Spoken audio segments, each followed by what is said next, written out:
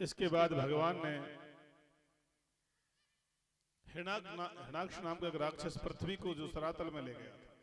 देखिए, भगवान ने उस समय वाराह अवतार लिया, क्योंकि हिरणाक्ष ने पृथ्वी को जब सरातल में ले गया तो उसके चारों तरफ गंदगी का जाल लगा दिया था। मैया, हाँ, भगवान उस जाल को काट करके पृथ्वी को अपने दंतों पर ऊपर रख करके लेके आए। जो पृथ्वी को अभिमान हो गया था कि आप भगवान के, आपके बगैर तो पृथ्वी का काम चल ही नहीं सकता, तो आकर के देखा कि वृंदावन धाम तब भी वहां चहल पहल है। तो पृथ्वी ने भगवान से पूछा, महाराज मैं तो आपके दंतों पर रखी हुई हूं, फिर ये चहल पहल कहां से हो गई, ये लोग कहां रह रहे हैं? तो भगवान बोले, देवी ये मेरा वृंदावन निज धाम है। वृंदावन धाम पृथ्वी के हिस्से में नहीं आता है, पृथ्वी के हिस्से में नहीं आता है। बोले वृंदावन बिहारी लाल की जय हो। उसके बाद भैया विदुर जी महाराज के छिलके खाकर के भगवान श्री नारायण ने, कन्हैया ने वाराह रूप रख के नारायण भगवान ने पृथ्वी को बाहर निकाला, हिरणाक्ष को वध किया, पृथ्वी की स्थापना करी। विदुर मैत्री संवाद आता है, ब्रह्मा जी के जितने भी पुत्र हुए सब विरक्त हो गए। सनातन कुमार ने तो पहले कह दिया था, महाराज हम विवाह नहीं करेंगे। सनातन कुमार ने पहले कह दिया था, महाराज हम विवाह नहीं करेंगे। ब्रह्मा जी के एक पुत्र हुए जिनका नाम था करदम। देखिए करदम किसे कहते हैं? करदम यानी कि जिसने अपनी इंद्रियों को वश में कर लिया हो, करदम कहा जाता है। जो जितेंद्रिय हो, जिसने अपनी स्त्रिया का, जिसने अपनी कामेंद्रियों को वश में कर लिया हो या उनका दमन कर दिया हो, उसे करदम कहा जाता है। करदम ऋषि बड़े विद्वान थे। उन्होंने भगवान ब्रह्मा अपने पिता से कहा, महाराज हम भी विवाह नहीं करेंगे, और वन को चले गए। ब्रह्मा जी ने बहुत कहा, बेटा विवाह करिए, सांसारिक जीवन सृष्टि को आगे बढ़ाइए, लेकिन करदम ऋषि भगवान का भजन करते, भजन करते करते एक दिन श्रीमन नारायण के दर्शन हुए। जब नारायण के दर्शन हुए तो भगवान को देख करके उनकी लालसा जगी। भगवान से बोले, प्रभु आपके दर्शन प्राप्त करके मैं कृतज्ञ हो गया हूं, मेरा जीवन सफल हो गया है महाराज। तो भगवान बोले, भैया आप पृथ्वी को, सृष्टि को आगे बढ़ाइए, विवाह करिए, और मैं आपको बताता हूं कि आपको किससे विवाह करना है।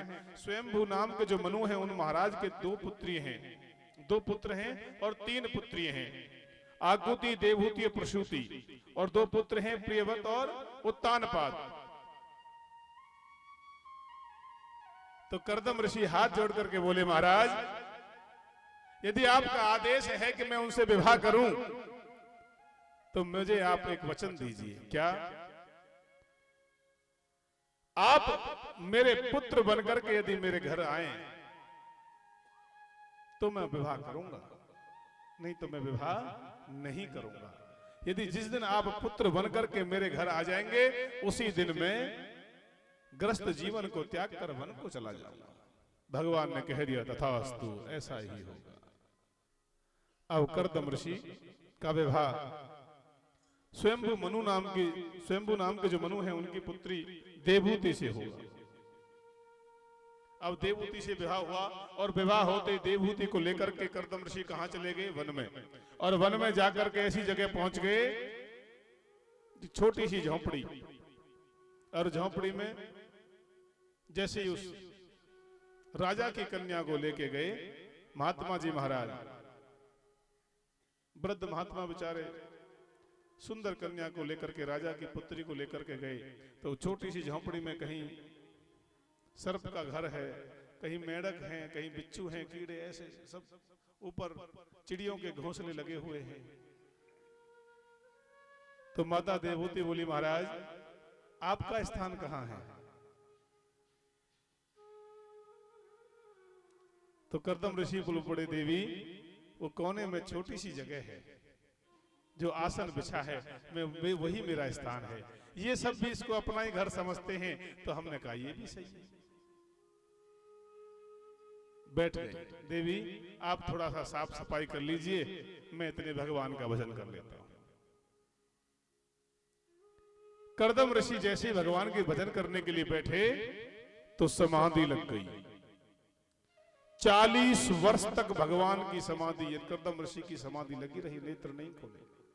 कितने वर्ष तक? 40 वर्ष तक। 40 वर्ष बाद जब नेत्र खुले तो देखा एक वृद्ध महिला सामने बैठी, हाथ जोड़कर। माता देवहूति बैठी। देवी कौन है आप? महाराज मेरा आपसे विवाह हुआ था, मैं आपकी पत्नी हूं। मेरा विवाह हुआ था? हाँ मुझे कुछ कुछ याद है कि मेरा विवाह हुआ था, लेकिन आप महाराज आपको 40 वर्ष हो गए हैं और 40 वर्ष तक मैंने जल आदि पत्ते कंद मूल फल खाकर के जीवन व्यतीत किया है। आपकी समाधि टूटने का इंतजार किया है। देवी आज कर्दम ऋषि ने हाथ पकड़ लिया और वहां कुटिया के पीछे एक सरोवर बहता था। तो मैया का हाथ पकड़ के बाबा बोले, देवी मेरे साथ आइए, स्नान करवाता हूं आपको। इतना तप हो गया था कर्दम ऋषि का कि जैसे ही कर्दम ऋषि ने माता देवहूति के साथ उसमें डुबकी लगाई तो माता देवहूति 16 वर्ष की कन्या बन गई और कर्दम ऋषि 21 वर्ष के सुंदर पुरुष बन गए। और जैसे ही नेत्र खोल के देखा तो दास दासियों से भरे हुए महल प्रकट हो गए। माता देवहूति से बोल पड़े कर्दम ऋषि, देवी मैंने भगवान को प्रण लिया था कि जिस दिन हमारे यहाँ पुत्र पैदा हो जाएगा मैं वन को चला जाऊंगा, लेकिन भगवान की तो कुछ और इच्छा थी। कर्दम ऋषि को पहले 9 कन्याएं हुई। कितनी कन्या हुई? 9। उसके बाद भगवान प्रकट हुए, कपिल ऋषि प्रकट हुए। बोले कपिल देव भगवान की। कपिल देव के रूप में भगवान प्रकट हुए। आज जैसे कपिल देव भगवान प्रकट हुए तो भगवान कर्दम ऋषि चले जाते हैं वन के लिए। बहुत मना किया, महाराज वन मत जाइए, लेकिन वन चले गए। इसके बाद माता देवहूति और कपिल देव संवाद होता है। तो कपिल देव जी ने अपनी मैया से कहा, मैया देखिए, कपिल देव ने अपनी मैया, कपिल ऋषि ने अपनी मैया को दीन कहे धनवान सुखी। अच्छा, अपने से जो थोड़ा सा बड़ा होता है वो अच्छा लगता है कि ये सुखी है, हम तो दुखी हैं। दीन कहे दुखी, धनवान कहे सुख राजा को भारी। धनवान कहता है कि राजा बहुत सुखी है। दीन कहे धनवान सुखी, धनवान कहे सुख राजा को भारी। राजा कहे महाराज सुखी, महाराज कहे सुख इंद्र को भारी। इंद्र कहे चतुरानन को सुख। इंद्र कहता है कि भगवान ब्रह्मदेव को ज्यादा सुख है। इंद्र कहे चतुरानन को सुख, ब्रह्मा कहे सुख विष्णु को भारी। ब्रह्मा जी कहते हैं कि नारायण भगवान को सुख ज्यादा है, विष्णु भगवान को सुख। तुलसीदास विचार कहे, बिन भजन बिना सब लोग दुखारे। बिन भजन के बिना तो सब दुखी। आज भैया करदम ऋषि वन को चले जाते हैं और उधर अपनी माता देवहूति को भगवान कपिल देव संवाद। कपिल देव जी कहते हैं भैया जिस प्रकार वायु द्वारा उड़ाया हुआ जाने वाला मेघ समूह, देखिए अपने बल को नहीं जानता, उसी प्रकार जीव बलवान काल की प्रेरणा में आकर के अपने आप को नहीं पहचान पाता है। सुनिए भैया, सुन लीजिए,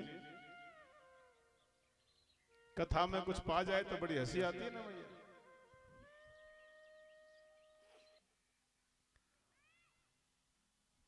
जिस प्रकार मेघ समूह वायु उड़ा करके मेघ समूह को ले जाती है ना भैया, वायु द्वारा मेघ उड़ते हैं, इसी प्रकार वो अपने बल को नहीं पहचान पाते हैं। उसी प्रकार मनुष्य भी माया के वश में आकर के अपने बल को, अपने कर्म को नहीं पहचान पाता। मनुष्य जीवन भर अपने परिवार को पालने पोसने में लगा रहता है। बालकों की मीठी मीठी बातों में आकर के अपने माया द्वारा आसक्त हो जाता है और अपने परिवार में ही लगा रहता है। कौन समझा रहे हैं? कपिल देव भगवान समझा रहे हैं अपनी माता को। भैया ये जीवन सिर्फ भगवान का भजन करने के लिए मिला है। जो मनुष्य इस जीवन में भगवान का भजन करते हैं वो ही इस भवसागर को पार उतर के जाते हैं। पूरे जीवन भर पाप आदि करके अपने परिवार का पालन पोषण करता है। देखिए मैया, एक मैया के 4 बहू, कितनी? 4। और मैया रोज कथा सुने और मैया ने सोच रखा भाई मैं दान अवश्य करूंगी। कोई भी दरवाजे पे आए मैया दान करे, लेकिन अपने हाथ से ना करे, बहुओं को आदेश कर दे। दरवाजे पे कोई भी आए तो कहे बेटी दिया, कोई खड़ा है कुछ दिया, कोई खड़ा है कुछ दिया, जो भी मांगने वाला है सबको दान मिले। जब मैया का शरीर पूरा हुआ, मैया भगवान के दरवाजे गई तो धर्मराज ने पूछा भैया कुछ दान किया? चित्रगुप्त बोले महाराज कुछ नहीं किया। नहीं महाराज कुछ क्यों नहीं किया? बहुत दान किया मैंने तो। मैया तेने अपने हाथ से कुछ भी दान ना करो। वो तो कह देते थी दान दे आओ, यानी कि अपने हाथ से किया हुआ दान, अपने द्वारा दिया गया दान। वृद्ध अवस्था मनुष्य को आ जाती है। जिन बच्चों के लिए जीवन भर कमा करके मनुष्य पाप कर्म कमाता है, आसक्त होकर के माया द्वारा आसक्त हो जाता है, और वो जीव जब वृद्ध हो जाता है और कमाने लायक नहीं रहता तो बच्चे उसे धुतकारने लगते हैं। फिर वो बैठा हुआ एक एक टुकड़े के लिए, कुत्ते की तरह बैठा हुआ एक एक टुकड़े के लिए देखता रहता है। हर शब्द को कहने के लिए मजबूर रहता है और अंत में आकर के उसकी 2 यम के दूत आकर के जैसे गले में फांसी डाल करके, देखिए कोई भी जीव